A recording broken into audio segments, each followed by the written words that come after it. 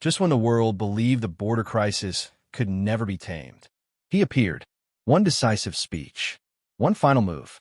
And suddenly the chaos at the southern line of the U.S. may be reaching its end. Donald J. Trump didn't just announce a policy. He dropped a bombshell. A proclamation so sweeping it leaves the press stunned, the activists stunned, and the people who've been watching the border flux for years speechless. Picture a scene. Flashing red banners, screaming, breaking news. Camera swoops over the southern barrier, the Oval Office resolute, and thousands watching live as the tone shifts from endless crisis to possible closure. He invokes invasion, orders walls, detention, expedited removal, and complete operational control of the border, terms more urgent than any heard in recent years. The White House. This is not politics. This is a watershed moment. The voices on the ground are already reacting. Relief, fear, disbelief.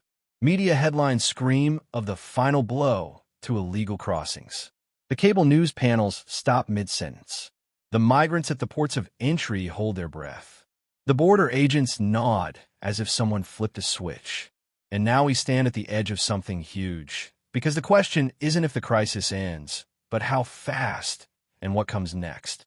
So who is the missing piece in this story? The face of the border crossing wave. The refugee we've been tracking. The girl we never saw but heard about. Now the stage is set for her reveal. Build up, set the stage. For years, the southern border stood as America's most persistent open wound, where hope met hardship and policies met failure. Communities along the line watched as wave after wave of crossings stretched detention centers, overwhelmed legal systems, and weighed heavy on local services. Then came the announcement, a decisive pivot. On January 20th, 2025, the President signed the executive order titled Executive Order on Securing Our Borders, directing the Department of Homeland Security to terminate all categorical parole programs and align all policies and operations of the southern border to achieve complete operational control. The same day saw the proclamation on guaranteeing the state's protection against invasion, declaring the situation at the border an invasion, and invoking sweeping powers under the Immigration and Nationality Act to suspend entry of certain aliens until control is regained. This is not just another policy shift. It is a full-scale mobilization. Walls, detention, repatriation, increased personnel. These are the components now being launched in motion for border towns, for migrants hoping for better lives, for federal agencies strained for years. This is the moment when the cycle of crisis meets the possibility of resolution. The stakes couldn't be higher. The rule of law, national security, human lives, the credibility of the nation. And now the question remains, what happens when all that preparation meets its test? We move from setup to the final impact. Into the move, reveal the final blow. The move, reveal the final blow.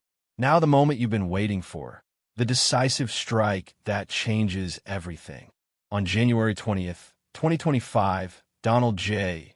Trump signed Executive Order 14165 securing our borders, invoking sweeping powers under the Immigration and Nationality Act and declaring that the United States would use all available resources to bring the southern frontier under full operational control. Here's what the order commands, in raw impact detail.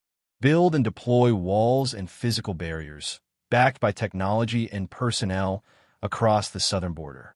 Cease all categorical parole programs that allowed migrants from certain countries to enter under broad access.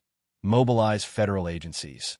The Department of Homeland Security and the Department of Defense directed to deploy sufficient personnel to ensure complete operational control. Cease all categorical parole programs that allowed migrants from certain countries to enter under broad access. Terminate use of the CBP One app for parole or facilitation of entry. Reinstate the migrant protection protocols, which require asylum seekers to remain outside the U.S. while their cases are processed, and reprioritize removal and detention of unlawfully present aliens. This isn't a tweak. It's an all-in, full-spectrum assault on the border crisis, the final blow. And because it's rooted in formal executive order authority, it takes effect immediately and with the full force of the federal government behind it. Now, With this move executed, we shift into what happens next: the fallout, the shock waves, the human stories. Up ahead, reaction and impact, tension peaks. Reaction and impact, tension peaks. The aftermath of the strike hits like thunder. On one side, jubilant border agents, hardline supporters, governors who said it couldn't be done. On the other side, distraught families, legal aid clinics in overdrive, civic leaders warning this moment marks a turning point for justice and democracy. The Department of Homeland Security reports that encounters at the southern border have dropped by as much as 93% since the new administration's border crackdown began. That plunge is being celebrated by some as proof the plan is working. But for others, it means thousands who once tried to reach safety are now trapped, discouraged, or forced into danger.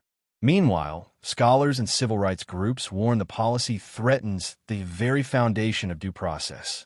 The American Immigration Council details how expanded detention, expedited removals, and sharply curtailed legal access could affect hundreds of thousands of people.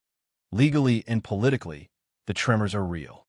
Federal court filings now challenge the invocation of emergency powers at the border, arguing the step sidesteps Congress, undermines separation of powers, and signals a precedent for future overreach. And, on the ground, the human cost is rising. Families separated at the border, asylum seekers turned away, communities that expected protection now feel abandoned. Advocates describe nights filled with crying children, mothers clutching paperwork that says they're ineligible. The images put a face to the stakes.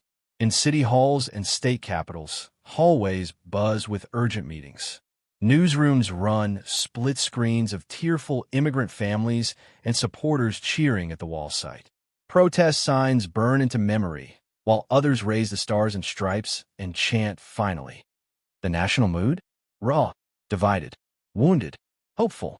The move has been made. Now we enter the next chapter. How far the impact spreads, what justice will look like, and how the world watches. Conclusion. Cliffhanger ending. This could be the end of the crisis at the southern border, but it might only be the opening chapter of a new, even fiercer battle. The decisive strike has been delivered. The walls are rising. The orders are signed. Yet the true outcome is still unwritten. Will the promise of complete operational control hold? Will the rush into new policies, mass removals, expanded detentions meet legal checks, humanitarian blowback, or both? Already, experts warn of wide-scale litigation and human rights turbulence, and for the millions caught in the middle. Those still waiting, those turn away, those wondering if they'll ever get their chance. The question remains, what happens next? The camera fades out on the sealed border barrier, but the stories inside the fences aren't finished.